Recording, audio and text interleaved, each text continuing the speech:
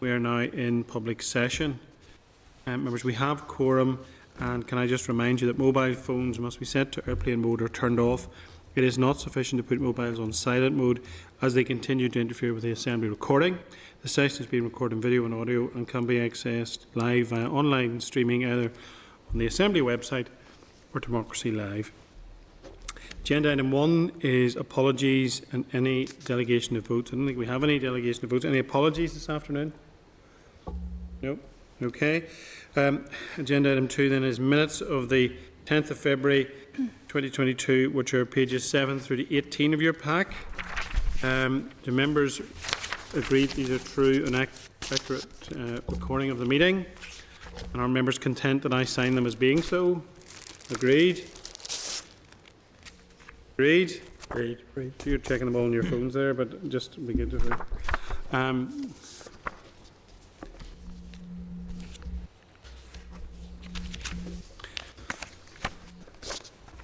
Okay, agenda item 3, declaration of interests. Members, at each meeting, members are required to register relevant financial and other interests in the register of members' interests. Today's subject matters include planning in Northern Ireland, Sports Sustainability Fund and Northern Ireland budget process. Does any member have any interest they wish to declare this afternoon? Sports Sustainability Fund on the agenda, is it? Yeah, so member of North Ireland Athletics Club, which is affiliated to Athletics Northern Ireland, who received funding through that. Okay. Any others? Mr. Hillage. Carrickfergus Cricket Club.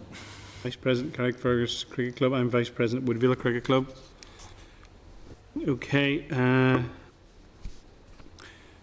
Okay. Agenda item 4. Any matters arising from the minutes? Okay.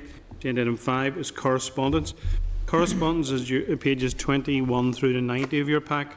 We're delighted this afternoon to have with us Mr. Kieran Donnelly, CB, the Comptroller and Auditor General from the Northern Ireland Audit Office, and his team includes Ms Colette Kane, Director, Mr Roger McCants, Audit Manager, and joining us remotely Mr Kyle Bingham, Assembly Support Officer. Members, I refer to correspondence dated the 10th of February 2022 at pages 21 and 22 of your pack from the Committee of the Executive Office to Mr Donnelly, the CNAG, regarding comments from the Strategic Investment Board to Northern Ireland Civil Service. The Executive Office Committee have asked if the Audit Office investigator reported on the policy of secondment from the Strategic Investment Board to the Northern Ireland Civil Service and the implications of this in terms of financial outlay, accountability and potential disinvestment in human resources within the service. Mr Donnelly, have you any comments on that matter? Yeah, I've already replied to the committee. I suppose drawing their attention to the fact that this committee has actually covered that ground, so I've drawn their attention to the relevant PAC report and the Memorandum of Response, but also said we'd be happy to discuss further with the Executive Office Committee if they so desired. Okay. Any member, any comment they wish to make on that, or are you content? Members content? Thank you. Members, I refer to correspondence dated the 10th of February 2022 from the Audit Committee, pages 23 to 87 of your pack, regarding the report review of the governance and accountability arrangements for the Northern Ireland Audit Office and the Northern Ireland Public Services Ombudsman.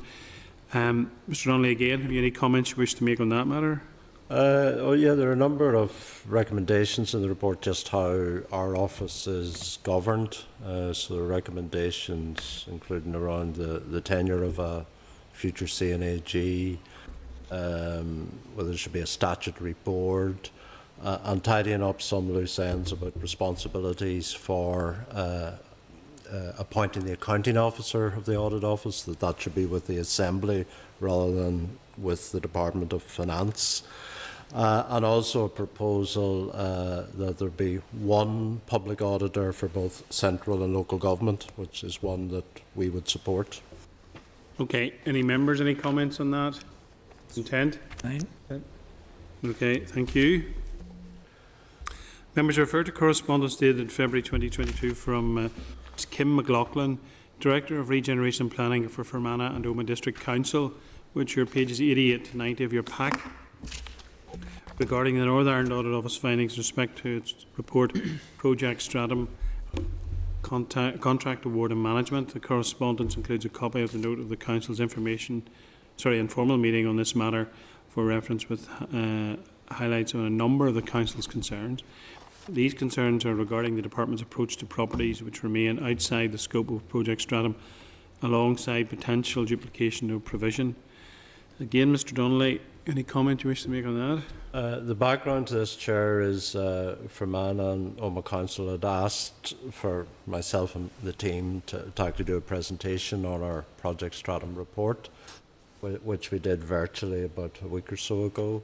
And I suppose it was an opportunity for us to listen to what's going on the ground and the concerns on the ground. And then in turn, because your inquiry isn't complete yet, written in, I think there's also correspondence from an individual councillor just on issues in their particular locality. There's nothing, I suppose, that's completely new or surprising, but it probably reinforces the points that were already coming out in this committee's inquiry. So there's nothing new or earth-shattering. There are things that we would have been aware of anyway. I suppose your draft report is up next week and we can factor all of that material into it. Okay, thank you. Any members, any comment on that?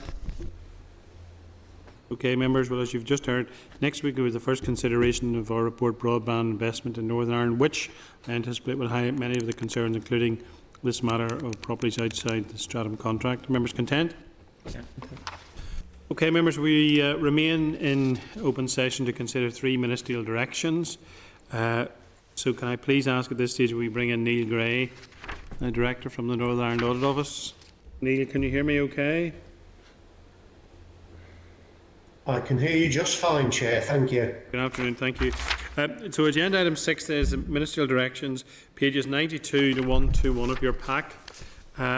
So with us we have Mr Donnelly, the Comptroller and Auditor General, Ms Colette Kane, Roger McCants, and joining us in the Senate chamber, and then remotely joining us Neil Gray and Kyle Bingham joining us virtually. So, Ministerial Direction, Mental Health Support Fund. Members, I refer you to correspondence dated the 14th of February from Mr Kieran Donnelly, CB, the Comptroller and Auditor General, pages 92 to 93 of your pack, regarding a letter of the Permanent Secretary of the Department of Health outlining the ministerial direction to provide additional funding for Mental Health Support Fund. The Mental Health Support Fund was established in March 21 under another ministerial direction, which allocated £10 million to the fund. The fund's role is to support mental health charities in contributing to high-level mental health outcomes and support HSC National Health Services. This direction requires the accounting officer to provide an additional £6.02 million to that fund. As with the original fund, funding will be allocated to the charities by an intermediary funding body, the Community Foundation for Northern Ireland. The Department of Finance has agreed to this proposal on the 1st of February. The relevant papers to support this decision are pages 94 through to 102 of your pack. Does any member have any comment or concern around this directive? Any? Mr Boylan? Chair, on a different matter, Mr McHugh's trying to get in. Can somebody send the link, please? Oh, right. Okay. It's not on this end? No? Okay. Okay.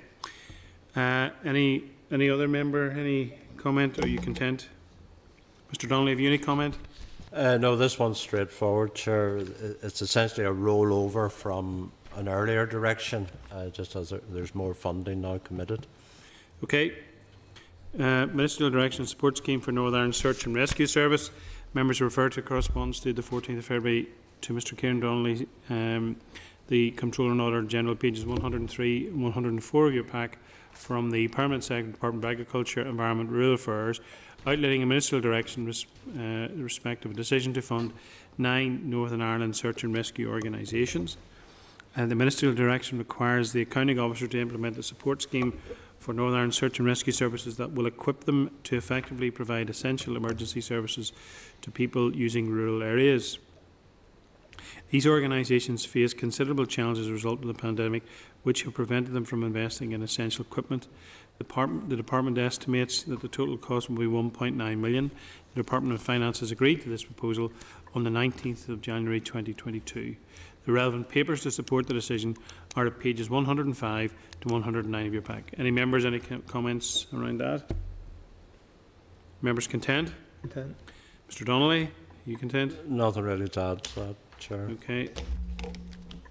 And then the final one is a ministerial direction, additionality to pay recommendations.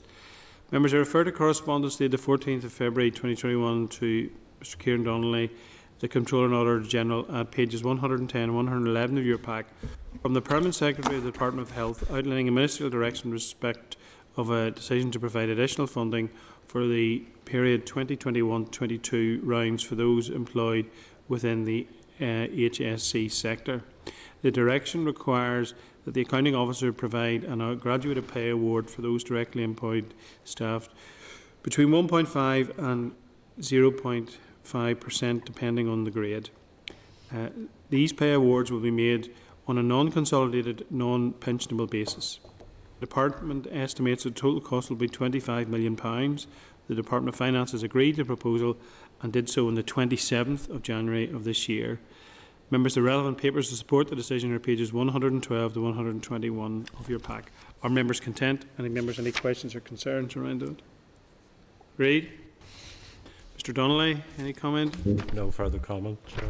Okay, thank you. Okay, members, we will remain in open session for the next agenda, evidence session regarding our inquiry into planning in Northern Ireland. This afternoon we'll hear from SOLACE. SOLACE is a membership network for the public sector and local government professionals who currently operate over 1,600 members across the UK and have regional branches across the country. So can we please at this stage bring in Ms Alison McCullough and Ms Kate Bentley, also of Startleaf, Mr Stuart Stevenson of the Treasury Office of Accounts. Mr Stevenson, good afternoon, can you hear me okay? Good afternoon, Chair. Yes, I can hear you. Thank you. Okay, we're just waiting on our guests who are joining us in Senate Chamber, if you bear with us. Thank you. Okay, members, then, agenda item 7 is the inquiry into planning in Northern Ireland, evidence session, pages 123 to 216 of your pack. Joining the meeting from SOLACE are Ms Alison McCullough, Chief Executive of Fermanagh and Omagh District Council, and Ms Kate Bentley, Director of Planning and Building Control, Belfast City Council. In attendance this afternoon we have Mr Kieran Donnelly, CB, the Comptroller and Auditor General for Northern Ireland, and also remotely joining us Mr Stuart Stevenson of the TOA. Members, relevant in your packs for this session are the Northern Ireland Audit Office Report, Planning in Northern Ireland, pages 123 to 198. Northern Ireland Audit Office Restricted Briefing Paper, Potential Questions, 199 to 210. Background Information on SOLACE, page 211. Witness Biographies at 212 and 214. Members, can you also note that in your pack there's correspondence from Mr George McLaughlin, Nature Keepers International, at pages 215 and 16, and Mr Dean Blackwood in your table pack, pages 2 to 16, in response to last week's evidence session with the Department. And recently received submissions have both been forwarded to the CNAG and will be included in the appendices of the final report. Welcome, good afternoon ladies, and can I ask one or both of you to make an opening statement and then we'll have some questions. Thank you. Yeah, I'll do that, Chair. Thank you. Thanks very much, Chair, for your kind invitation to attend today and to give witness evidence to the Public Accounts Committee hearing into the Northern Ireland Audit Office Report, Planning in Northern Ireland. I'm pleased to represent the views of SOLACE, being the group of Council Chief Executives and Directors in Northern Ireland. The Chair of SOLACE, Stephen Reid, had intended to be present here today, but unfortunately he's unwell and sends his apologies to you. So my name's Alison McCullough. I'm Chief Executive of Fermanagh and Omagh District Council. I think we were mentioned in dispatches last week, Chair. And I'm joined today by Kate Bentley, who's the Director of Planning and Building Control in Belfast City Council. Chair, you and your members will appreciate that SOLACE is an officer body made up of the Chief Executives and Directors of the 11 councils. However, each council is an independent, sovereign organisation, and as planning authorities will make their own local decisions based on their particular priorities, policies and viewpoints. So we hope today to provide the committee with evidence in general terms and from a SOLACE perspective, although recognise that some of your questions may relate to the performance or policies of specific councils. It's unlikely that we can answer questions on behalf of specific councils other than our own, but will be able to discuss the more general issues pertaining to planning in local government. Councils will individually, of course, be considering the Audit Office report themselves and will reach their own stated conclusions. They will convey these directly to the Department and to the Audit Office in due course. We appreciate this opportunity to present evidence this afternoon and recognise the time pressures under which the committee is working. It would, however, be remiss of us not to suggest that it may also have been beneficial for the committee to seek the views of elected members in relation to this report. We believe that their perspective as decision makers would have added a further dimension to the committee's assessment of the Audit Office report. SOLACE welcomes the report undertaken by the Audit Office and accepts its findings. It's important and timely to reflect 7 years on from the review of public administration in 2015, when the two-tier planning system was introduced into the new 11 council model and certain powers were granted to local authorities.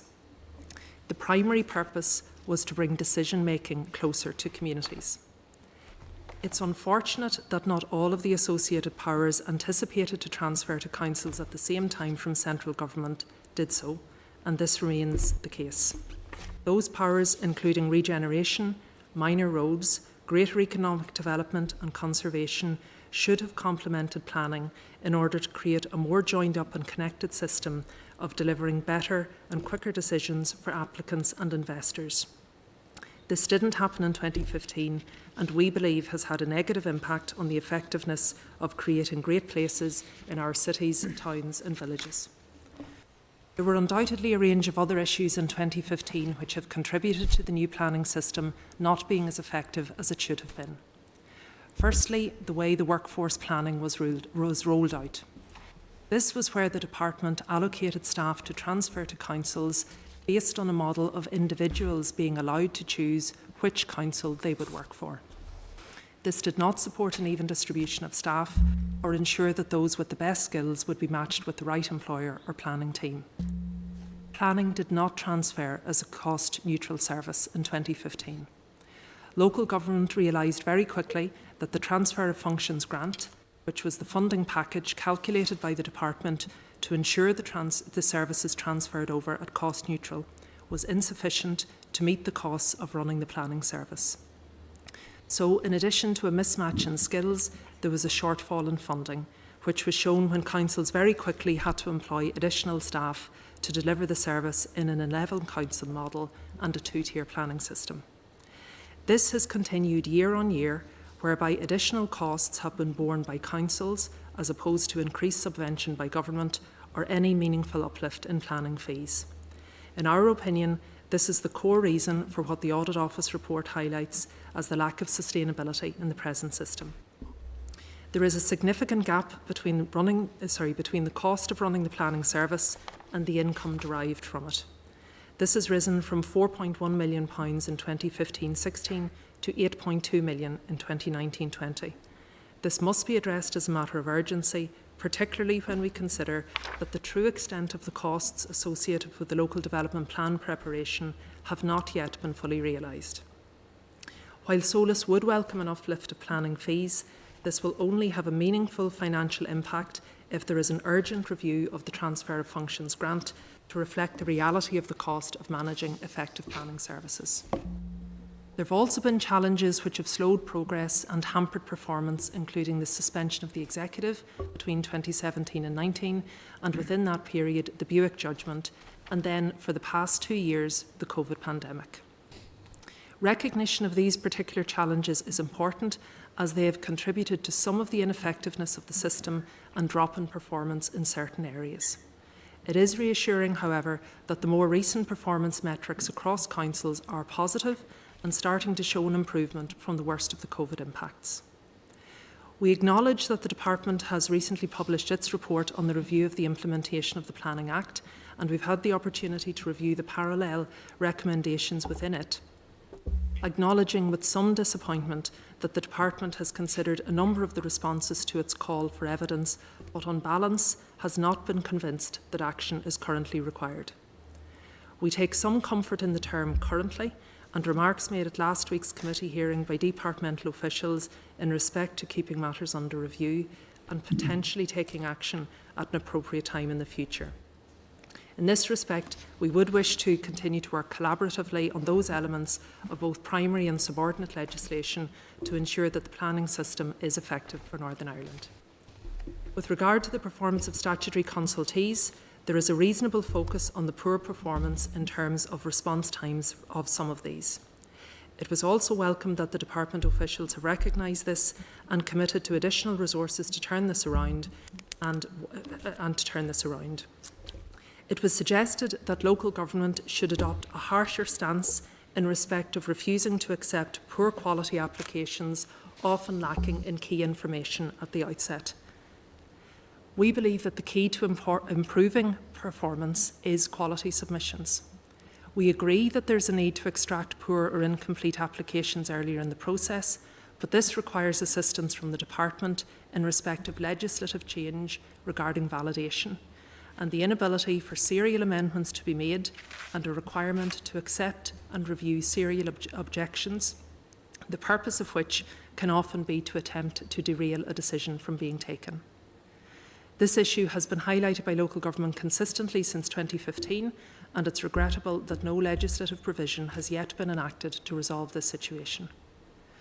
The report also makes significant commentary on the delays associated with the local development plans and makes some recommendations in this regard. Councils are continuing to progress their local development plans, and in considering any amendments to the currently agreed process, it would be important not to compromise in any way or leave open to legal challenge the work already undertaken.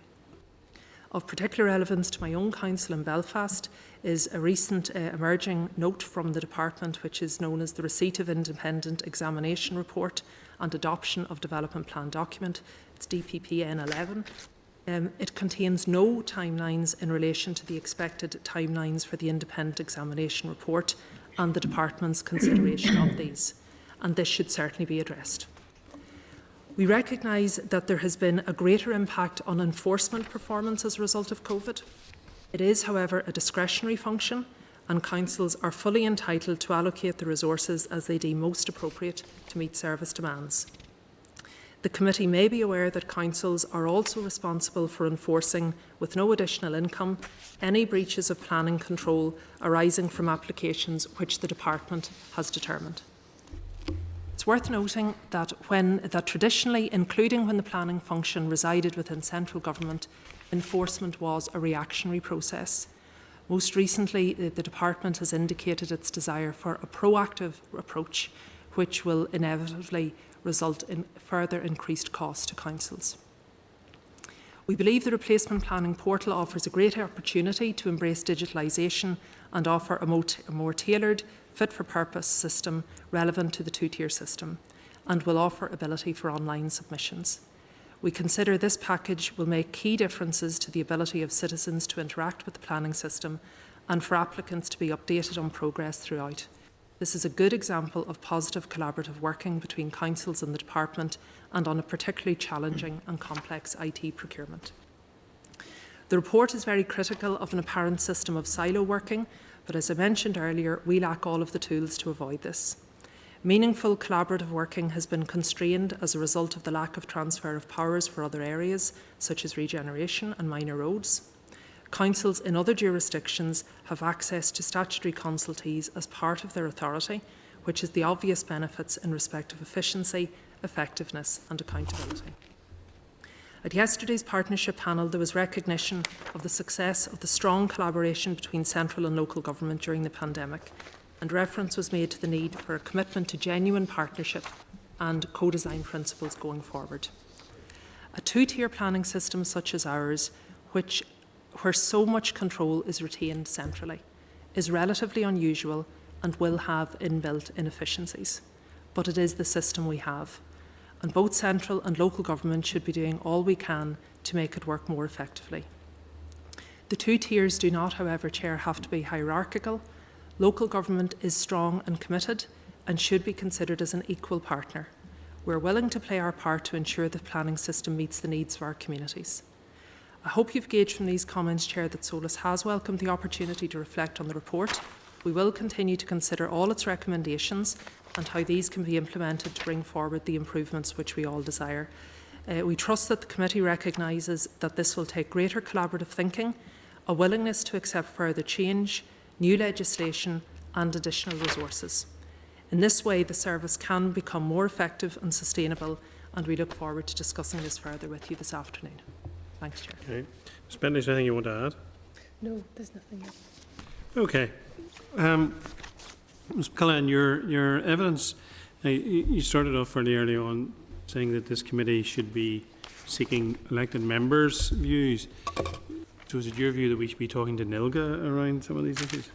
Yes, Chair, I think certainly NILGA would be the representative body for and would have a number of planning committee chairs on that grouping. And I think it is important the views of decision makers in this are taken into account. Could I just ask you to expand why you think that would be a good idea? Yes, certainly, because I know even the report was considered, for example, at our planning committee yesterday. There's nuances within the report, particularly around decision making and perceptions of overturns. I think that elected members would certainly take the strong view that decision-making power has now transferred. It is entirely the prerogative of elected members as decision-makers to place the weight on the material considerations before them. So I know audit reports are a snapshot in time. I know they look at process. Planning is qualitative as well as quantitative, and I would say that certainly in relation to our own council, and I think it would be the view of NILGA from their own planning committee work, that they are bringing the best decisions to their local communities. Okay. In terms of the devolution of powers from regional government to local government and RPA, and you made the point that it was about bringing decision making closer to communities and talked about a joined up and connected system that would get quicker decisions. Do you think that's happened? I think it depends on the decisions, Chair, and it's certainly if you look at anything in the abstract, there have been decisions that have been slow. I don't think those decisions have been slowed down by the transfer of the function. I think we're in the probably fairly unusual position as planning authorities that the vast majority of our statutory consultees are outside of our control. I don't know what thought was given to that at the time of transfer, nor do I know what thought was given to the significant retention of control, for example, of call-in of decisions, of policy making being developed by local development plans are underway. These things perhaps could not have been foreseen until we've actually worked through them. I would be satisfied, Chair, if you look at the certainly the period from 2015, I would say for most councils the period from 2015 to 2017 was largely dealt with clearing the backlog of applications that transferred to them from the department. I think 2017 to 2019 you were getting a better sense of where council's overall performance has been. We have obviously since the last couple of years had the COVID implications, but in the main I think we haven't been as fast certainly as our targets would want us to be, but I don't think it has been all bad. Okay, if you haven't been as fast as your targets, but have you been fast enough? Yeah, I think there can be a focus here on speed, Chair, right? So my view would be, have we got the quality decisions and have we got the right decisions? And I would say yes, we have.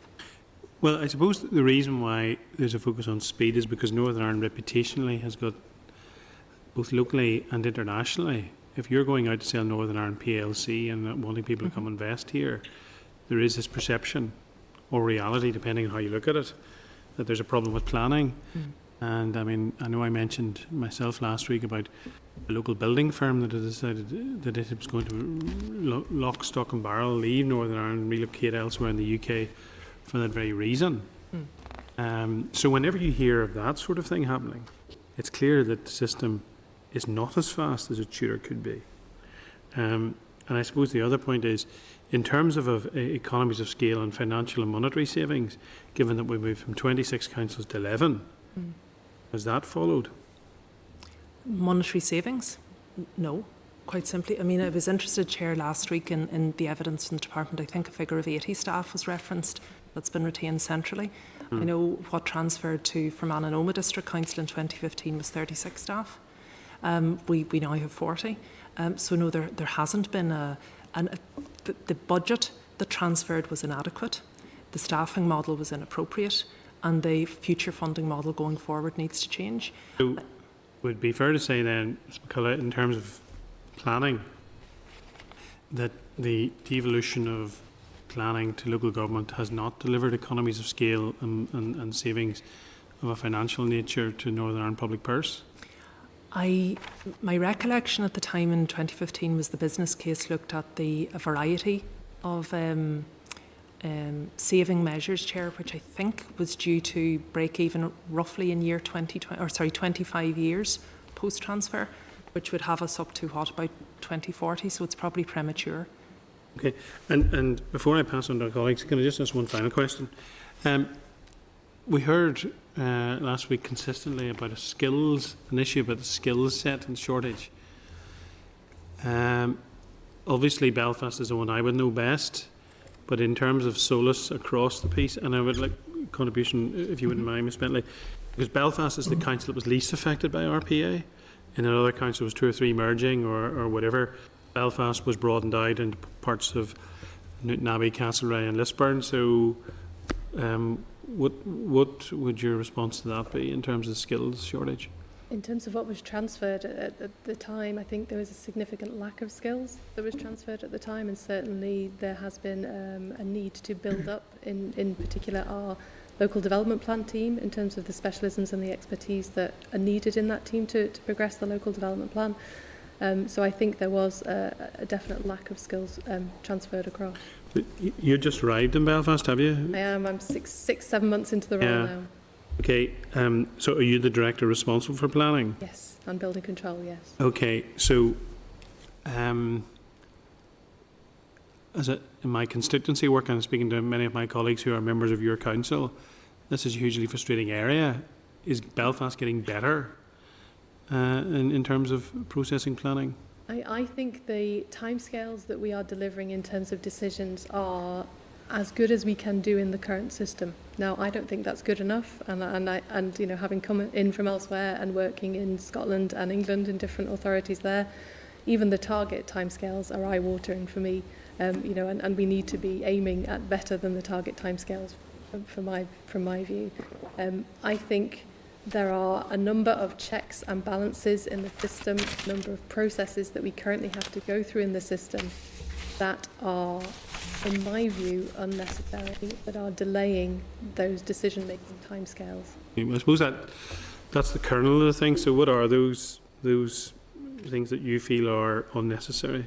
Okay, so there are a number of checks and balances that are retained in our current two-tier system. So there's obviously with the local development plan and the process that we have to go through with that.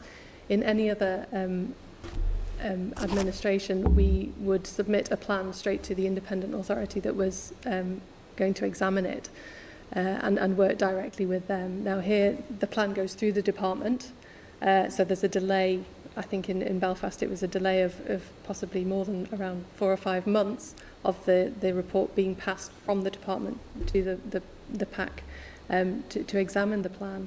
There's then subsequently the delay on receipt of the PAC report coming back to the department for it then to be passed on to the council of another 4 or 5 months.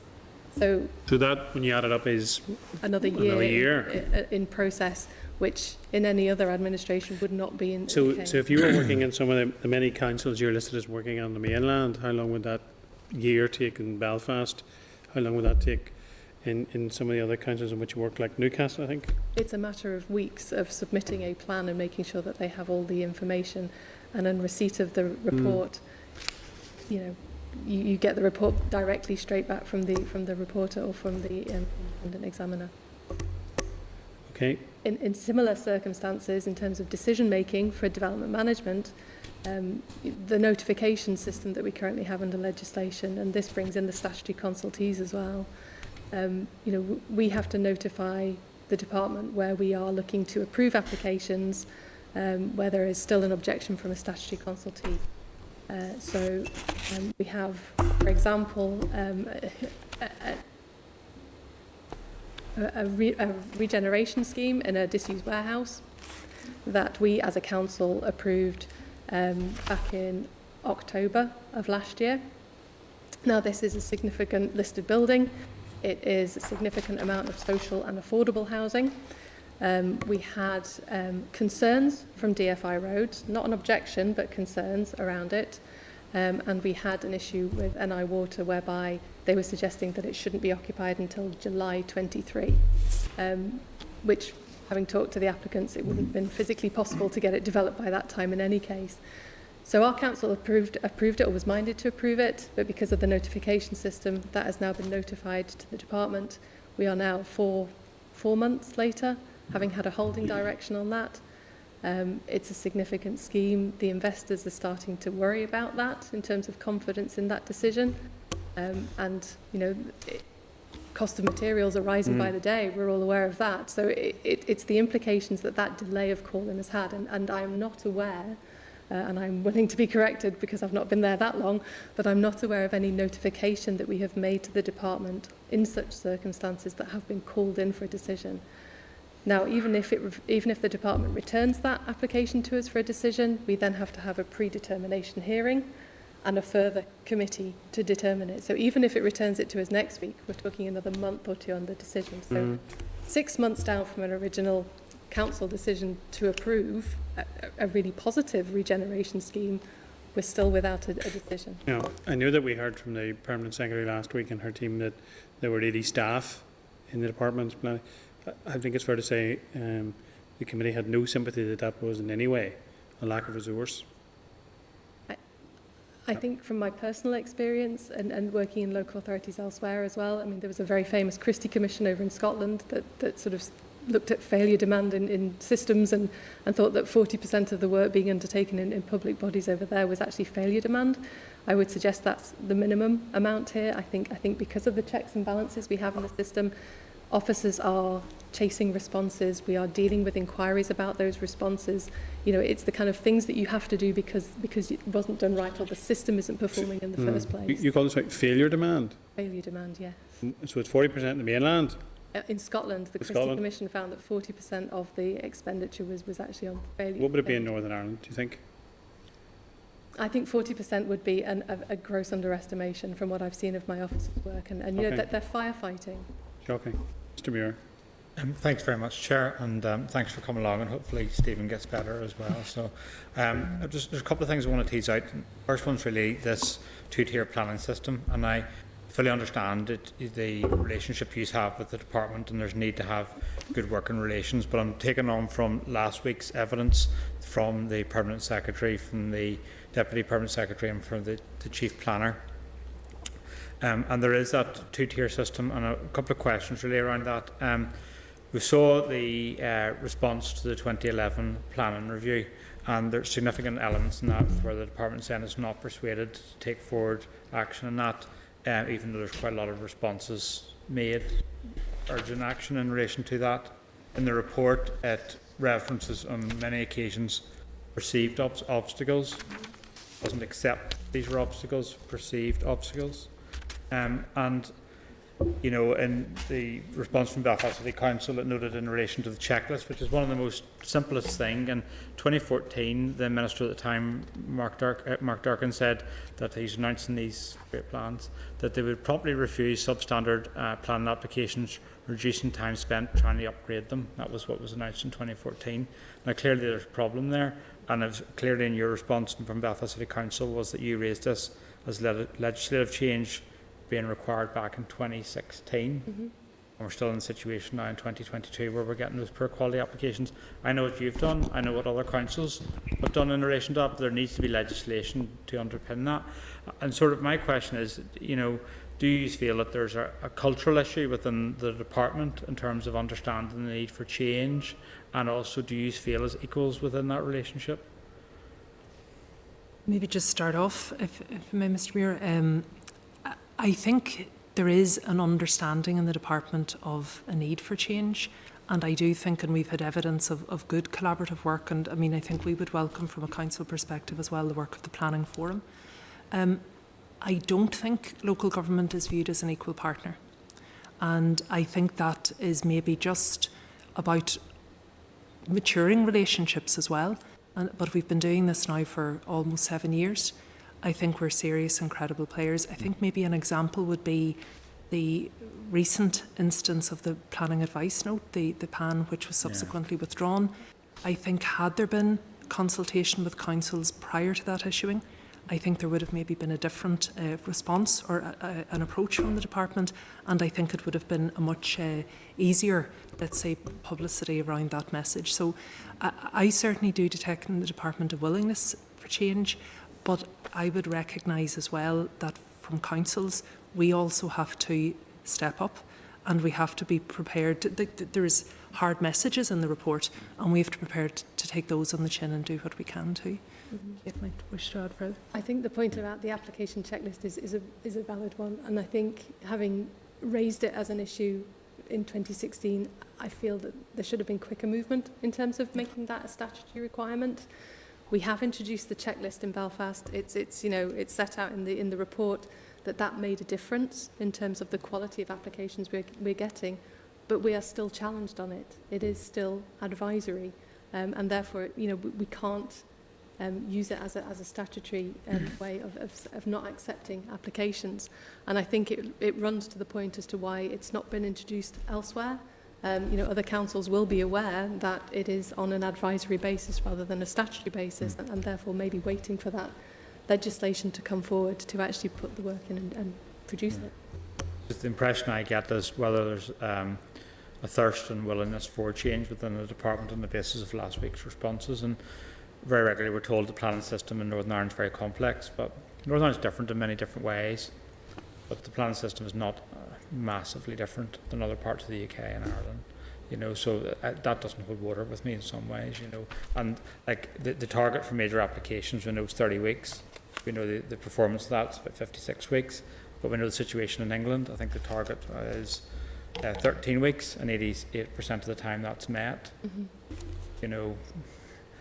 That's hard for me to justify, and it's important to get the correct outcomes, but also when people look to Northern Ireland to invest, they walk away. Absolutely. And Chair, maybe and I agree, and I'm not trying to diminish why the speed is important. I would just say, while we're not that different, I am certainly not aware of any planning system that retains such control centrally. I mean, Kate has already given an example in terms of Belfast. We have a very similar scenario, whereas, and again, significant investment, Chair, in Enniskillen last June. Our planning committee granted approval for a particular scheme. We were issued with a holding direction on the 27th of June, and we are still awaiting the department's view as to what they're going to do in relation to that. Sorry, can I interject? And what's the hold up there, if you don't mind me asking? It's with the department. So the planning, I don't know. They are considering the council's decision. Yeah, I'm just mindful. I'm sorry, Mr. Mayor. You're okay. I'll come back to you, but we have the last week we've had the economy minister in Dubai selling Northern Ireland PLC, I presume in terms of foreign direct investment. And ministers go to America and or wherever to do just that, and then when people hear that it takes an application a year compared to weeks on the mainland, that is something which places Northern Ireland, in my view, and you don't have to be a genius to work it out, at a huge disadvantage to other regions who are competing with us for that direct investment. Sorry. Yeah, I think what you've said there is useful, and this is the issue I wanted to point out, sort of tease out in terms of that equal relationship. And you're given details in relation to an application where you've given notification and you're still waiting on that. I'm aware of an application in my own constituency, and I won't go into it because this is not the forum for that. It was 13 months and some sort of research in relation to that, and there's another application. It was 8 months, and then they decided to call it in. So I looked through the practice note in relation to this, and it's the practice note because it's trying to find what is going on here. And it said the department would normally allow 28 days from the date of receipt of the requested information under the direction for making its decision whether or not to call in the application. So it says they have 28 days there. The Department will not seek to delay the consideration of any application longer than necessary and will reply as soon as possible. And I just, this is a systemic problem. Chair, and just sorry, just to clarify as well, in our case, and I know this is not about individual applications, so we haven't even got to the point for the department to decide whether they're going to call it in. All we have received is that the council cannot proceed to issue its determination while the department decides what it wants to do. Limbo. Yeah. But in North Down, the situation is 13 months. I'll move on. The other one's just in relation to local development plans. The forecast was that they would be done within 40 months. How did the department, in your view, get that so horribly wrong? And is there not a concern that the situation we have at the moment is just going to eat resource, and actually, really, the actual output, when it comes, we'll probably all be retired? Yeah, I have to say, having experienced the introduction of new planning systems in other places, I think it's always aspirational timescales that are included in those. So I do think there is that element that was talked about last week of, you've got to be ambitious with those timescales. I think probably what we need to do now is reflect on the time that has passed since they were introduced and relook and see how realistic they are. But not only the timescales, look at the structure of the LDPs that need to come forward. We all agree, we all know that they need to have a sort of a plan strategy and allocations in a local plan policy. Do they need to be separate documents? Do they need to be two different documents? Can they be brought forward simultaneously? I think we could look at ways of speeding up the second bit of the system. Everyone's talking about Belfast going through the examination process. That's just the plan strategy that we're bringing forward. We've then got to start working on the local plan policies, which is about the allocations and the detail around that. And I think the timescales around that are eye-watering. And I think if we are truly a plan-led system, we need to be looking at speeding that up as soon as possible. And Chair, if I may just add slightly to it, and I think just as we move to the local policies plan and the site-specific considerations, the other issue as well as time is going to be money. Because when these plans when the department was plan makers, they had all of this in-house expertise, be it Historic Environment Division or others. Councils, and Belfast are obviously at the lead in terms of where they are progress-wise, will now have to procure all of that additional assistance to allow for plans. So we were meaning the costs for this have not been fully tested or fully realised. So it's time and it's money.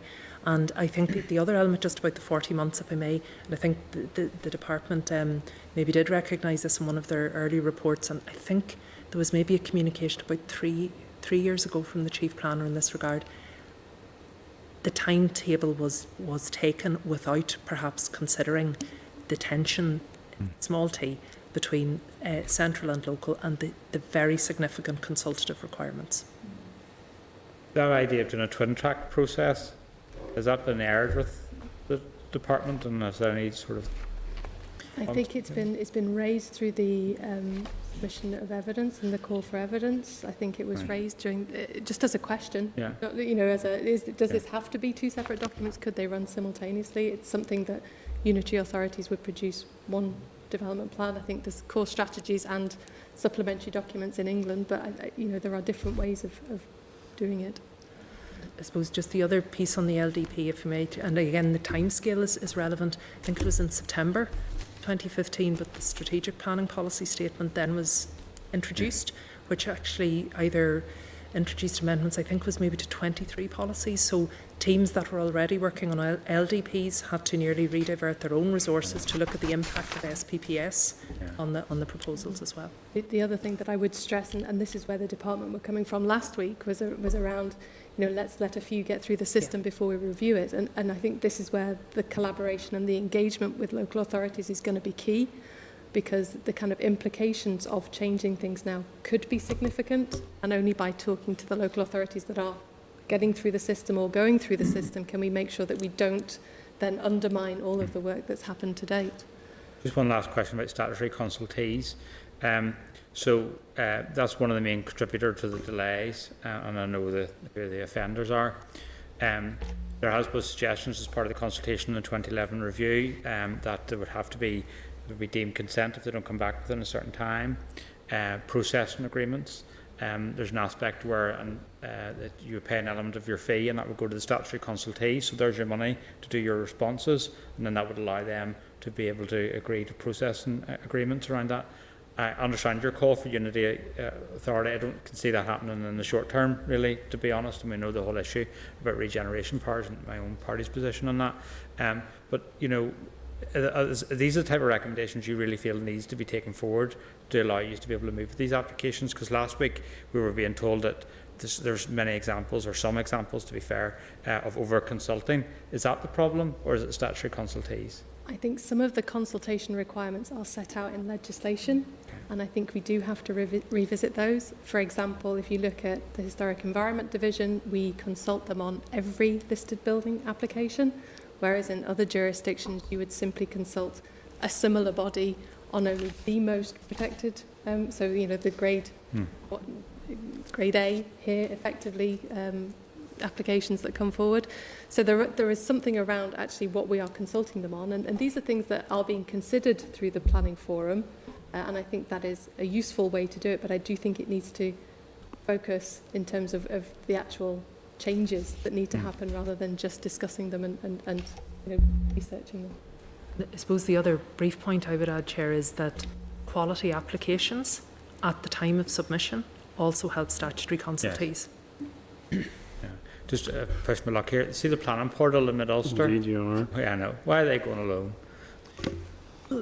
I mean, from a Mid-Ulster perspective, I think from the other 10 councils it was something disappointment, but it is their full right and entitlement, and I know from speaking with councils in Mid-Ulster they're very satisfied with the decision they've taken, and we would wish them well with it.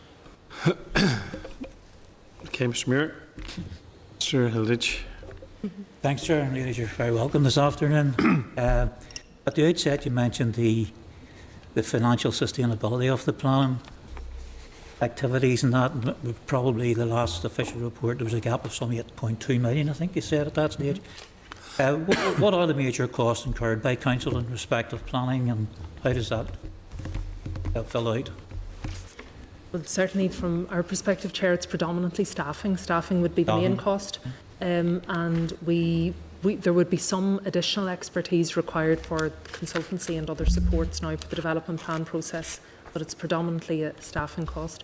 There is almost a continuing requirement around legal support for planning matters, because as you'll be aware, and I suppose the other aspect about slowing decisions in Northern Ireland is the tendency very quickly towards judicial reviews. So, but certainly the vast majority is on staffing costs. That seems to be a cultural creeping in all over the places, the JRs, isn't it? Yeah. The Infrastructure Minister has obviously announced an Infrastructure Commission. You're probably aware of too, and looking at long-term planning and whatnot. Will that be of any assistance to you guys at all? Will it be helpful to you? Or? Yeah, in terms of long-term planning for infrastructure, that it would be of significant help. We are looking at issues in terms of capacity in Belfast, particularly around wastewater infrastructure and sewerage infrastructure that are particularly holding up some of the applications with objections from NI Water. So any kind of long-term plan for investment in that infrastructure would be welcomed. Okay, thank you. And I think maybe just briefly, Chair, to say similarly in the context of city and growth deals across Northern Ireland, which is around significant capital investment, I think the Infrastructure Commission would be very helpful in that regard. Good, okay, that's positive. Member training at councils, and I know this is probably more Nilga's end of things, but potentially, do you see any improvement for training? And I know just looking at like planning would be a big issue through the constituency officers, there's no doubt about that. But there's a lot of inconsistencies, and with my area, I do know that. Do you feel there's enough planning centrally for the 11 councils and their planning committees? Or does that not exist even, or just to try and get a more level playing field rather than the inconsistencies that I would personally see at the minute on applications, without getting into any specific ones, you know? Chair, maybe just a couple of comments. First of all, there is training. So each of the councils is responsible for planning or for delivering their own training for their elected members. Certainly, in advance of 2015, there was a very significant suite of training programme which the department supported on the delivery of, and which was targeted at all elected members, but particularly those who had an interest in the planning committees. And then it's really been individual councils' responsibilities to top that up.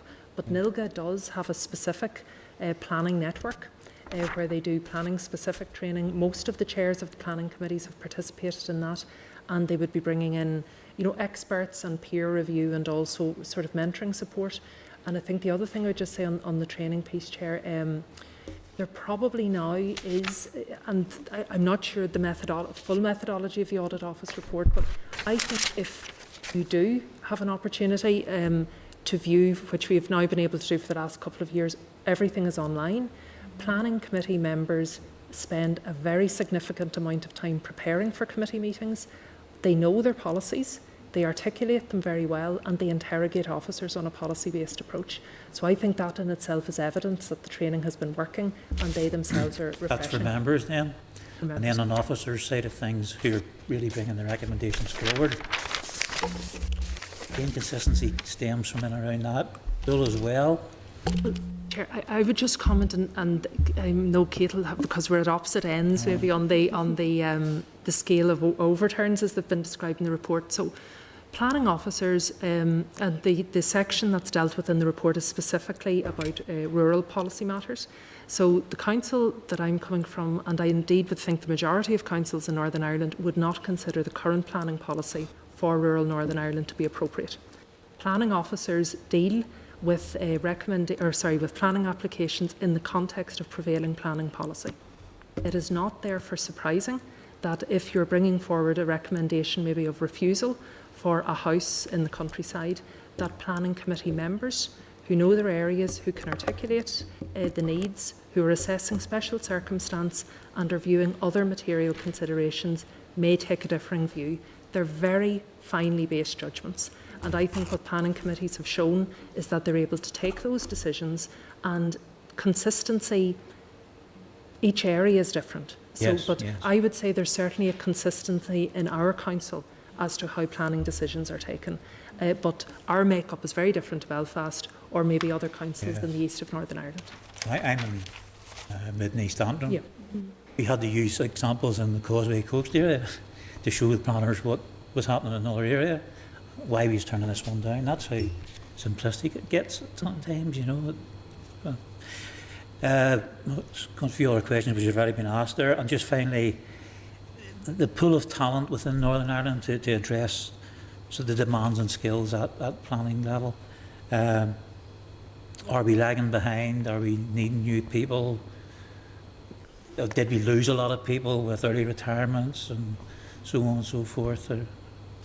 Well, maybe Kate, unconscious, will have some comments maybe on the current skill sets. She's come in to help us out here. What I would say is local government lost a lot of people who should and could have come to us in 2015 because of other schemes didn't. And we lost a lot of people, I'd say, within about the first 8 to 12 months post-RPA. I think we have, and we're very fortunate, I think we do have very talented officers. I think planning is a very genuinely an exciting area of work. I think we're now place-shaping authorities, and I think that is giving what a lot of the councils are doing are linking regeneration. I know that's for another day, Chair, but regeneration, community planning, the local development plan should be the spatial configuration of that, and I think it's about breaking down silos within councils as well. So we have very good professional planners. Of course, we continue to need more people, but the good thing is that more people are coming into the system. But, okay, thank you. I think with any voluntary redundancy scheme, you do lose a significant amount of expertise in any kind of profession. I think coming into Northern Ireland, I would suggest that there is huge talent here. I think possibly the comment is that they are working on processes and on getting through those processes, rather than necessarily the value added that professional planners can bring to decision making and bring to plan making. So it's almost like we're focused on plan making, not place making sometimes, and getting through those statutory processes rather than the kind of value adding work that we can do in terms of engagement with our local communities. That's a fair point. Thank you. So, just on that point, obviously you've come from a wealth of experience in working in both England and Scotland. Am I right in saying I've been out of council for some time, but it was your predecessor from... Yes, so, Aidan was from, I think he came from down south in England and has gone over to Manchester now. Yeah, so that's an example that the two in Belfast, the Premier Council in Northern Ireland, Principal, the current and previous heads of planning came from outside of Northern Ireland. I think that in itself makes a point, actually. I think, Chair, in the interest of balance, I'd have to say in the other 10 authorities, to the best of my knowledge, they are Northern Ireland, born and bred, and doing very good. Very good. Excellent. I'm glad to hear it. It's good to see we have a collection of talents from across the kingdom. Mr. McHugh. Okay, Chair, can you hear me? Okay, fine. Yes, thanks. Yeah, well, I've got 5-year-old, but I guess you're both very welcome here this afternoon as well. Just a question that sounds a wee bit lazy in one respect, as much as I was raising similar issues this time last week. But you have alluded there, Alison, on a number of different occasions to the funding gap. And to what extent do you think that has sort of impacted on bringing to the fore the development plans in themselves? Thanks, Chair, and thank you, Melissa. In terms of I think where it has had an impact is the skill set that came in needed to be supplemented. So, in other words, in Fermanagh and Omagh, we would have had a small team transferred with local development plan expertise, and it was something that we needed to supplement both by additional officers, but also because we were unable to draw on the department's expertise, for example, on natural or built heritage, we had to procure that separately. So there is a cost for that. And I suppose the point I think that perhaps has not yet been fully assessed is as Belfast now moves into its local policies plan, we'll hopefully be soon behind them, all of those new costs will start to come into play again. So I think where the financial settlement, in certainly my recollection in the transferring functions grant, there was almost a nominal amount put beside local development plan preparation, and it was actually divided out over the 40 months that was expected to develop the plan, and it wasn't realistic either, obviously, in time, as we've discussed, or in the actual money that's needed. And so you feel that they just did not have the necessary resources now to bring to the fore those plans? Yes, that's correct. Yeah. Sorry, someone else? Sorry, I can hear an echo or something whenever I talk here, but just if I carry on, there was, without doubt, within all of the different just the council areas and so on, and accepting that each one of themselves is like their own fiefdom in a sense, but there is a major discrepancy in relation to the amount of plan recommendations that have been overturned. And I think, in fact, in terms of your own, Alison, there's something like 31%, is it, that had been overturned there.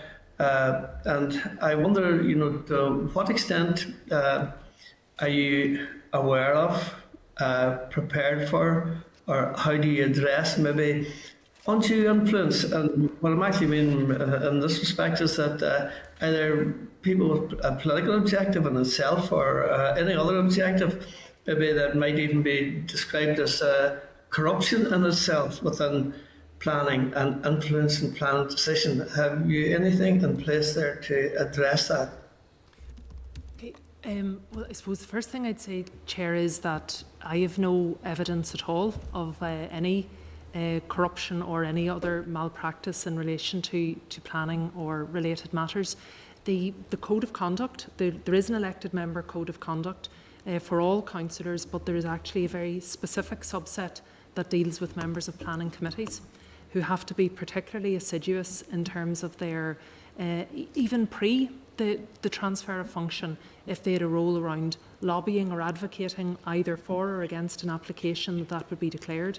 Obviously, if there's any land or pecuniary or non-pecuniary interests in applications, the declarations of interest is a standing item on all of our committees, including our planning committee, and I know members refresh their own register of interests on an ongoing basis. What I would also say is that it's certainly been my experience that, and you'll know that councils receive presentations on all manner of things, that planning committee members are particularly careful to absent themselves from any discussion from matters that may form a planning application at some time in the future. So certainly I think there has been discipline. I think it's something of which members are particularly sensitive about, and I think it has been well managed thus far. I suppose the other thing I would say is that councils are heavily scrutinised. Everything is done in the public, with rare exception when we have to go into committee. Everything is done in a public setting. There are certainly channels there if anyone wishes to raise concerns, and we would deal with it in the appropriate way, but it's certainly not something that I would have concern about within our chamber.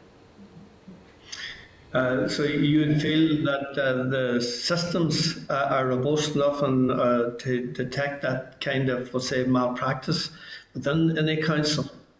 Yes, I think so. I also appreciate that systems, Chair, are only as good as their implementation. But yes, I think the systems are appropriate and I think they're being implemented correctly.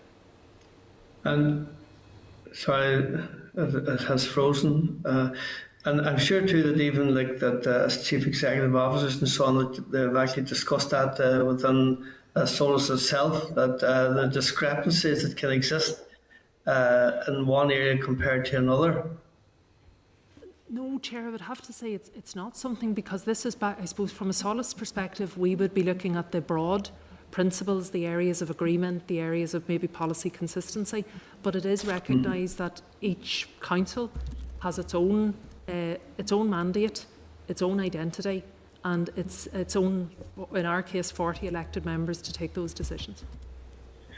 Okay, that's grand. Thanks ever so much, Alison. Thank you. Thanks.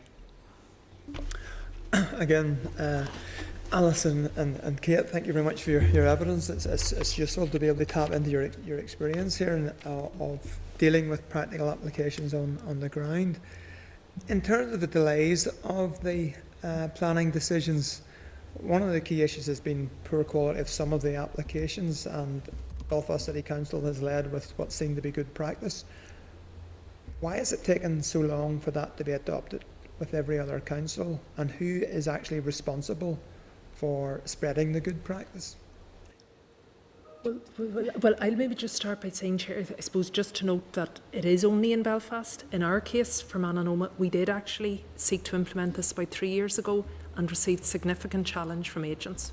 From agents that it was not in statute and therefore could not be imposed.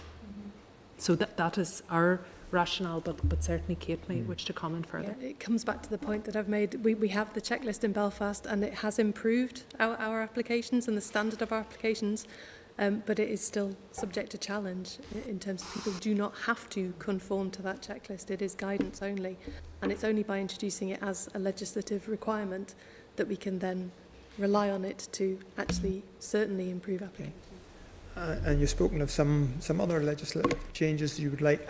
Have you a full list of changes that you want? Can you just make sure all the issues you have are put on the record? What changes are you advocating to improve planning, decision making at local council? Well, there's a number of them that are in all the pieces of evidence that we've submitted to both the Audit Office but also the Department's review of the implementation of the Act. The first one is in terms of the statutory basis of the checklist. The second is around applicants being able to significantly change their applications once they are submitted, because that then causes another round of consultation with statutory consultees. It causes another round of assessment from the planning officers.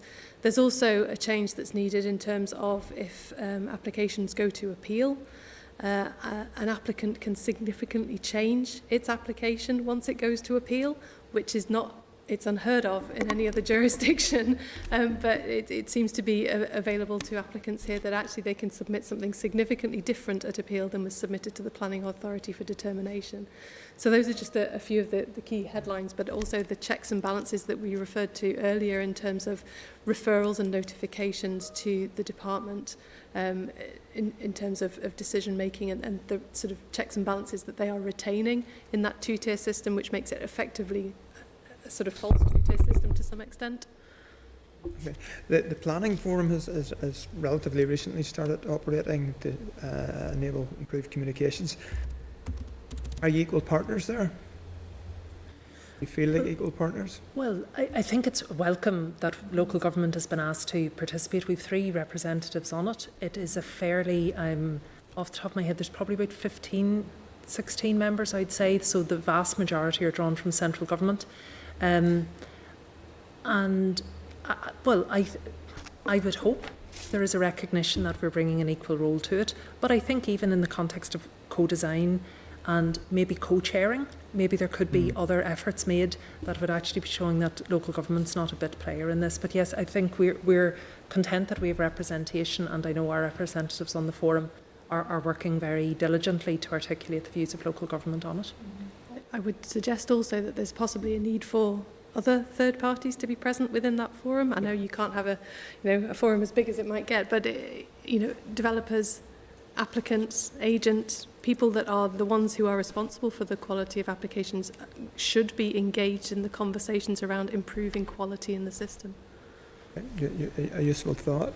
In terms then of the area planning process and the delays that are occurring there, are some of those delays the responsibility of government statutory bodies? I think the transport side of things at one point, I don't know if it's still a relevant factor, so is some of the fault with central government or planning service as opposed to just saying it's local government's fault all the time? Yeah, I think, Chair, in terms specifically of the transport plans, the original intent had been that the transport plans for a district or city would be developed in tandem with the development plan proposals. I think there were resourcing issues within the department that did not enable that to happen as originally planned, but certain areas were able to be progressed. So I know Belfast had some work, we've had some work done to it, but I don't think in the round it has happened as intended. I think the other piece about the development plans, where there is, I think, an issue within central government in this regard, is that there can be a changing policy environment, and I think it can be difficult for central government at times to reflect what the current policy position is to influence a development plan. Okay, that's very useful. But one other area which certainly focuses the minds in GB is the deadline for statutory bodies to make decisions. Do you think we should have deadlines here? We sort of do, in that there is the potential for an applicant to go through a non-determination appeal. That has happened in some cases. I know it's slightly different in terms of the methodology that's used. I wouldn't be averse to deadlines, but we would need to get the machinery right before to ensure that we actually get to decision point, because I think there can be risks that if you run everything to a deadline or a timescale, you potentially end up with a poor decision that would be regretted, and I think we'd want to avoid that. Okay. I think it's getting the system right. I would absolutely agree with that point. We've seen recently a statutory consultee back in November of this year concentrating very much on their own performance statistics. Send out a letter to local authorities suggesting that they wouldn't deal with any kind of requests in terms of asking for timescales for a response, and they wouldn't deal with any prioritisation requests from local authorities.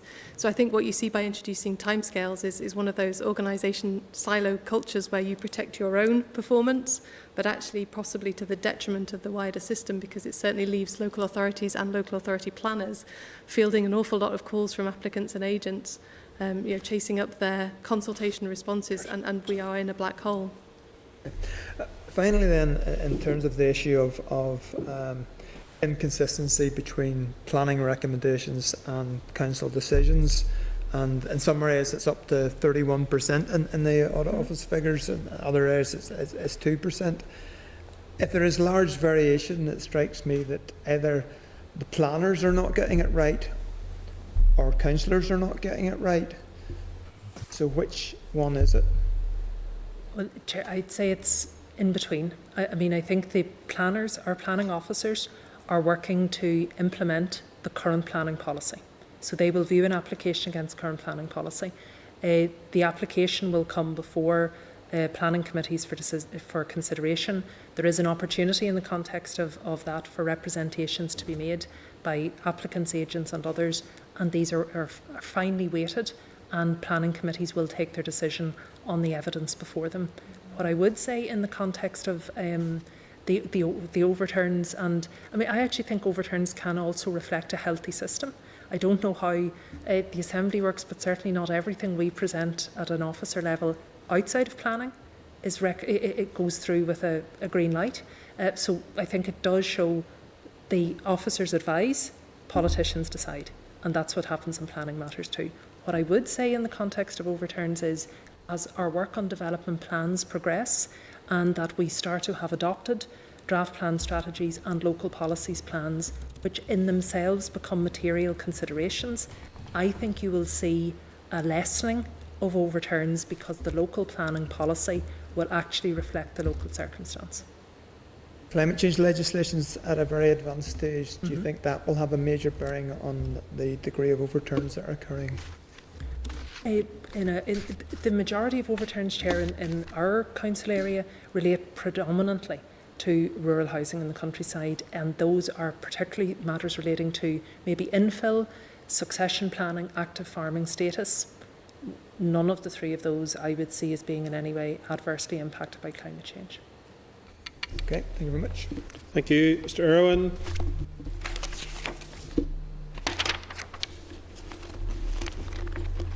Mr. Irwin, can you hear me? Got you now. Okay, thank you very much, and thank you for your presentation. Has been touched on a couple of times, I think, in relation to the underfunding, and it stands now somewhere around 8.1 million. Do you think there's a willingness within the department to address that? I mean, that can't continue. There has to be a willingness to address the underfunding issue. Chair, and thanks, Mr. Irwin. I know a comment was made last week that it was agreed in terms of the funding allocation. That's certainly not the local government recollection. It was a fait accompli. It was presented and it was final. I think and I know one of the aspects from an audit perspective, a public accounts committee perspective, is with the benefit of hindsight. With the benefit of hindsight, the funding model was wrong. I think there should be a willingness for that to be revisited. I do accept that that would require engagement with the Department for Communities, who would be our sponsor department and the, if you like, the conduit through which money would come. Does it not mean that some councils are reluctant to recruit new staff, given that there's they're underfunded?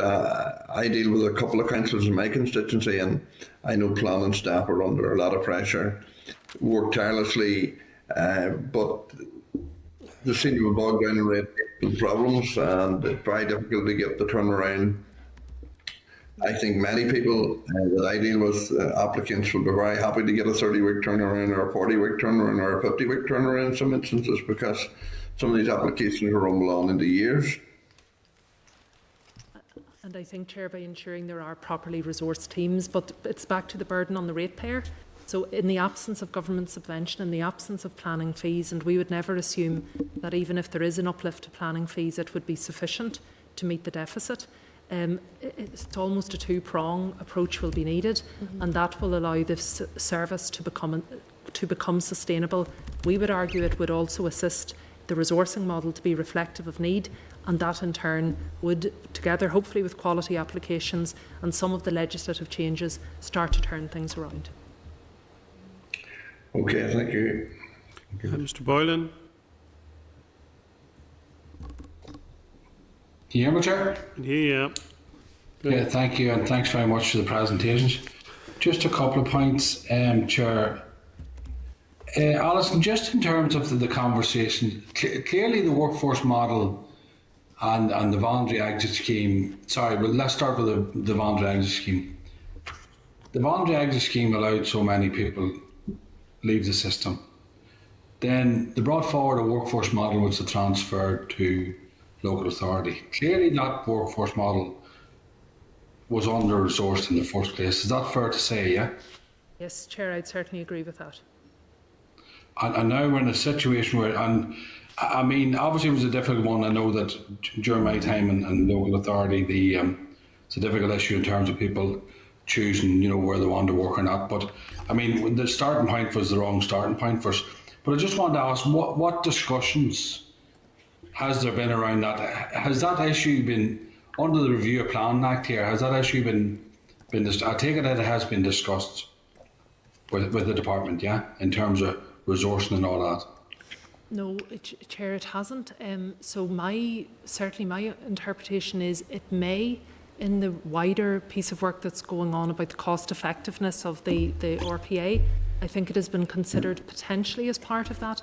It has been outside of the scope of the Review of the Planning Act, and there haven't been any recent discussions because I suppose for the reasons maybe I had mentioned earlier, this was presented. So once planning staff, once colleagues transferred to us on the 1st of April 2015, it was over to the councils.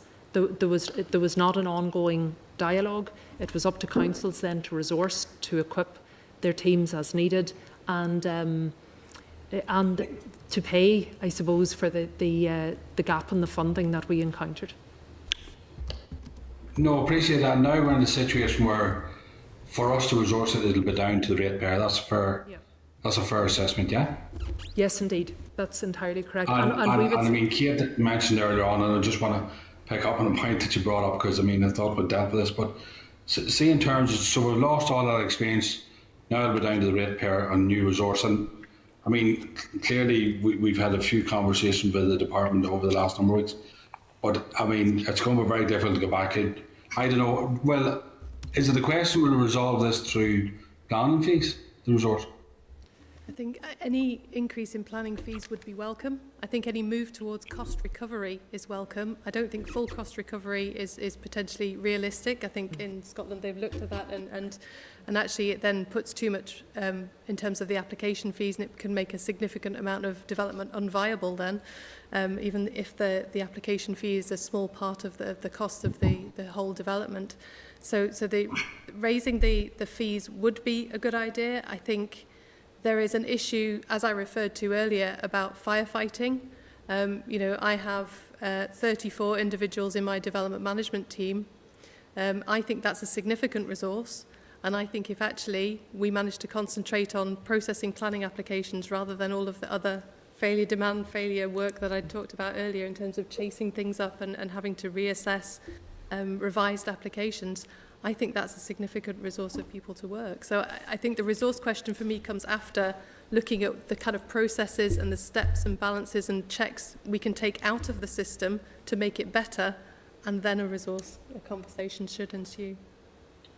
Kate, I think, to be fair, and I know you're only in yourself, I think we've been firefighting from the start, to be honest with you. And I mean, you know, we're reacting to things as opposed to being proactive. But I'll leave that point. I just want some clarification, because I thought you mentioned something about the appeal process, and I mean, matter's been overturned. I thought under the Planning Act that matter had been resolved in terms of what you could take, what new information you could take in terms of challenges and application. Are you saying that's out of his depth now, or what are you saying in answer to a previous question there? The applicants are able to change their submissions throughout the application process in a way that they aren't able to do in other jurisdictions. And I think, Chair, I think the department has said that in relation to that recommendation that they'll bring forward proposals to supplement the provisions which are there. But as of now, new information can be brought in which can significantly change the application that was before the Council at the time of decision. I thought we'd actually dealt with that, but I mean, it's something obviously we'll have to look at. In terms of just two other points, Chair, if I may. Alison, back to yourself. I agree that it's interesting you were saying about allowing the autonomy in the decision-making process, but I've found there's a lot of inconsistency right across the councils, especially in rural planning? See, Chair, I think one of the issues here, so every planning application is dealt with on its own merits, and I think it has to be relevant, obviously, to what the site is, the site-specific constraints and the policy environment. I would certainly say from our council's perspective that there is a consistency with how our members view, for example, infill, for example, active farmer status, for example, succession planning. I'm not suggesting that our members' view will necessarily be shared, let's say, in Armagh, Banbridge, Craigavon or Mid-Ulster or Causeway Coast and Glens, but I do think there is actually quite a commonality on matters which we could broadly say were within PPS 21. And I mean, I think that it is recognised that that planning policy and its various subheadings they are not viewed, certainly by our councillors, as facilitating the needs of local communities who wish to build their homes in the countryside. No, but and being on council on the old Armagh side of things, I mean, there would be similar decisions made. Just a final point, obviously, on the area plans. Your understanding of the department's role, because it looks as if now we're in a position now, by the time we get the area plans finished, it'll be out of the time frame that was originally envisaged. What exactly is the department's role, or what do you see as a department's role in the area plans? At the moment, I think the department has a significant role in the creation of local plans, and I think, and personally, I don't think that is devolution of decision making to a local level. I think there's a significant amount of engagement that happens with the statutory consultees and the department in the creation of those local plans. Significant representations were certainly made by the department on our local plan, and that was taken through examination. And then, as we talked about earlier, the role of the department in terms of that intermediary between the local council and the PAC is, I think, unnecessary if we are putting decision making down to the local level, and I think it brings delays into that process. Chair, I'll leave it at that. I could have asked more questions, but thank you very much for your responses. Okay, thank you. Can I just ask, just listening to your evidence and answers to colleagues, I think, Alison, I picked you up correctly. If you didn't use this term, you were sort of hinting at it, that local government is perhaps a poor relation in this scenario. I think I'd like to ask a few questions, if you don't mind, about the planning forum.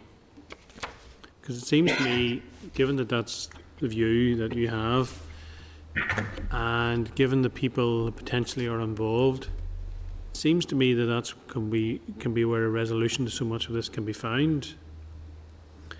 So, can I just ask, and obviously you'll be completely candid here, both of you, does the planning forum work?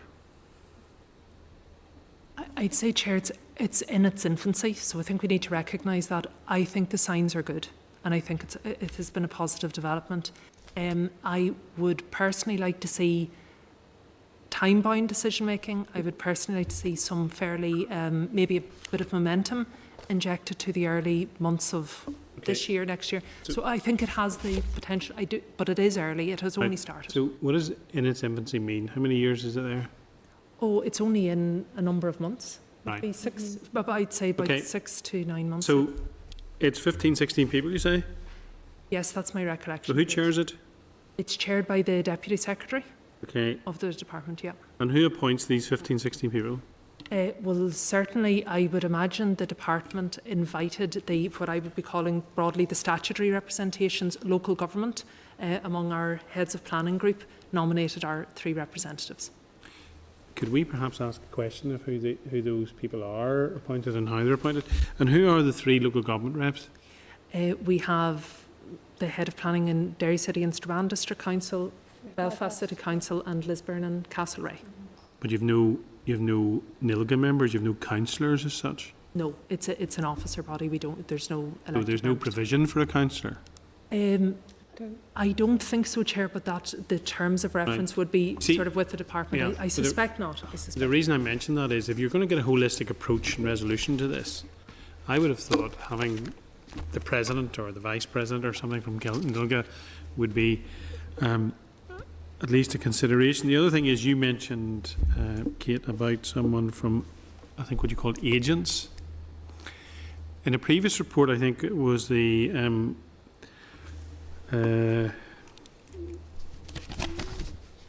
construction and major capital projects report.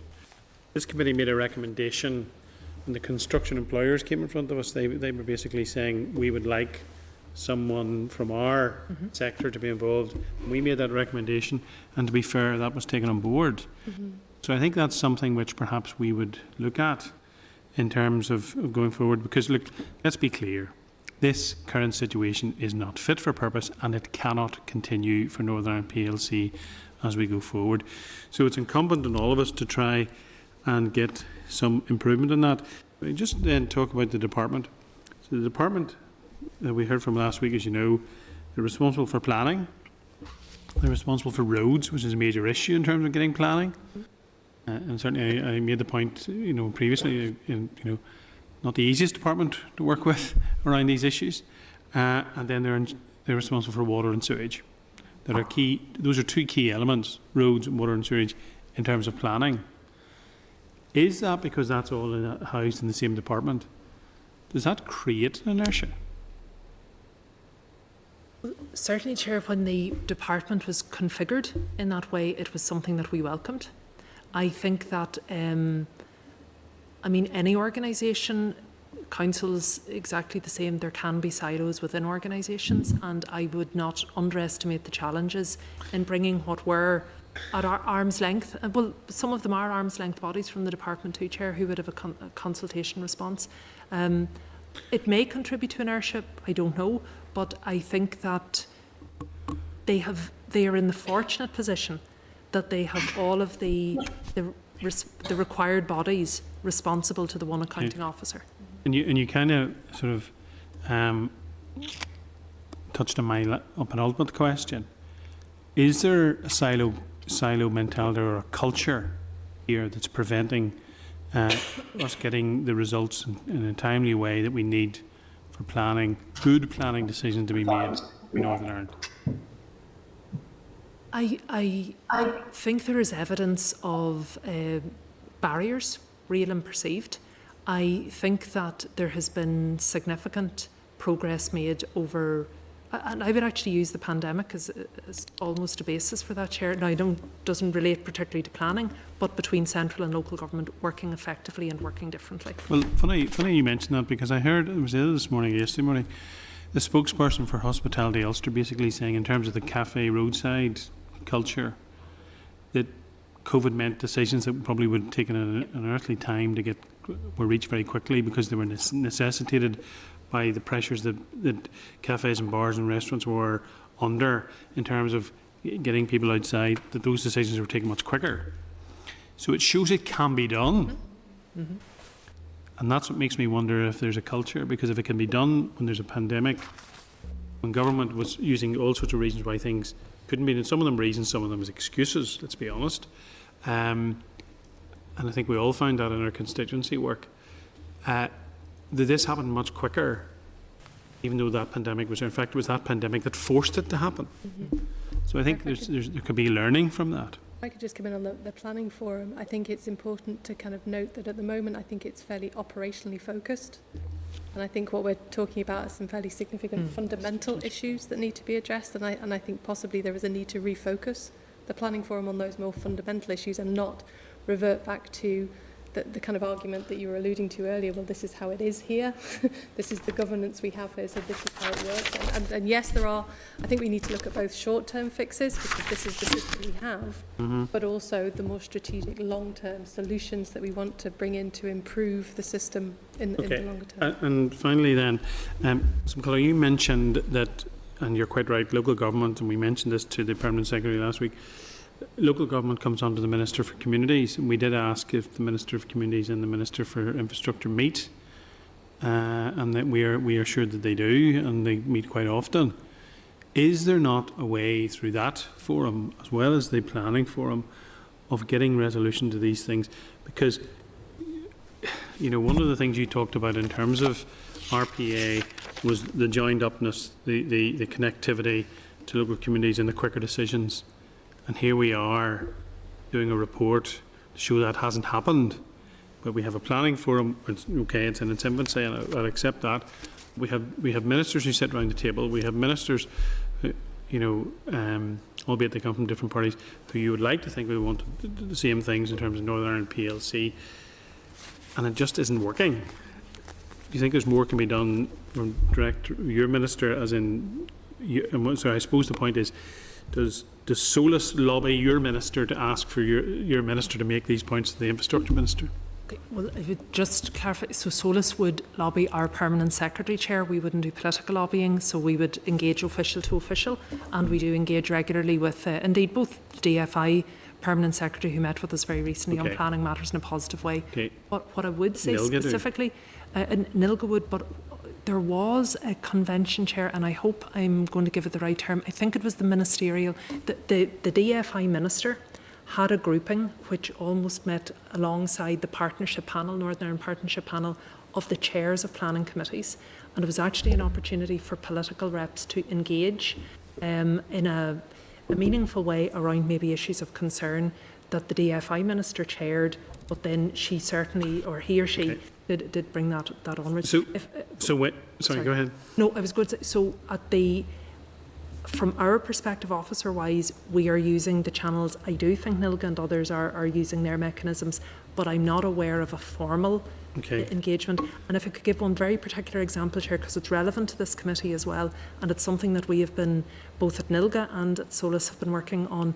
You may be aware of the implications of the recent judicial review on what's called the Heartlands decision, which essentially allows planning committee decisions, planning decisions to be called in. This is significant. It has real potential to further delay and slow decisions. We have referred it to DFI, who are taking DSO advice. We've referred it to DFC, who are taking DSO advice, but it is unclear who is actually going to take the lead in resolving the matter. I think it probably will be DFC, but why it's important in the context of timeliness of decisions, everything can now be called in, even semi-judicial decisions. Yeah, you do wonder the great industrialists and commercialists who helped build this city will be thinking now, you know, the quick decision in terms of the money that they would to make Belfast one of the leading lights in the commercial life of the empire, and what they would be if they were able to do that if they were dealing with the current planning system. Finally then, because your answer has triggered another question, so when you lobby the permanent secretary, SOLACE goes and lobbies the permanent secretary in the Department of Infrastructure, has there been positive outcome to that lobbying? Yes, we've received a response, but the DFI, the response from Permanent Secretary has been they are sensitive to the issue, have sought legal advice and have referred it to DFC as it may relate to standing orders and may require primary legislation to resolve. So it's positive in that you've got a response, but the response may not necessarily be positive? Well, no, I think the response is positive, but the difficulty is nothing has changed. Yes. Which I think reinforces the point I made, but you're much more diplomatic than I need to be. So, look, thank you both very much, and that concludes members' questions. Can I just ask if Mr. Donnelly or Mr. Stevenson have any points they want to make? No, I think very informative session. Just interested in teasing out one of the points Alison made, that professional planners, were having to make decisions based on policies that weren't fit for purpose, but they're obliged to do their decision making on those outdated policies, and sort of stating that was the reason for a lot of the overturns. Is that a fair reading of the situation? Am I quoting you right? Yes, that's correct, Chair. I thought that was an interesting point. Okay, Mr. Stevenson, have you any questions you want to ask? We may have dropped out. Okay, well, look, Colin Bentley, thank you very much indeed for your time with us this afternoon. Can I just say to you in conclusion, we really appreciate your time. Your point about Nilga, and perhaps this committee listened to Nilga is well made and has been heard, and also in terms of the issue about agents and the planning forum, again, something which we will consider. Thank you both very much. And thank you very much. safe journey home. Okay. Members, I'm going to have a short adjournment to allow the table to be reset for our next witnesses, so we'll adjourn for 5-10 minutes, okay? Thank you. This is the Northern Ireland Assembly Senate Chamber Programme Sound.